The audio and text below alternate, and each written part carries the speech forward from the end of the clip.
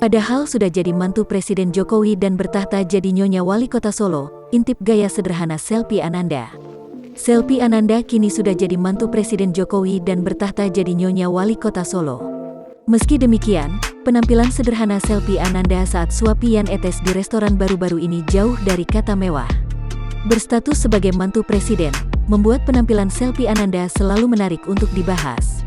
Sederhananya penampilan Selvi Ananda inilah yang membuat dirinya kerap disorot publik. Bahkan di beberapa acara resmi dan kenegaraan, Selvi Ananda pun tampil sederhana dipadukan dengan riasan tipis nan manis. Baru-baru ini, keluarga Gibran Rakabuming sendiri tertangkap kamera sedang makan malam di Malang. Sekali lagi, nuansa sederhana sangat kental dengan keluarga kecil ini. Mengutip dari akun Instagram @janetes_story membagikan beberapa potret keluarga kecil ini. Tampak dalam potret itu ada Gibran Rakabuming, Selvi Ananda, dan Jan Etes sedang makan yang sepertinya bukan di restoran mewah. Ketiganya tampak santai dan berbaur dengan orang-orang di sekitar mereka.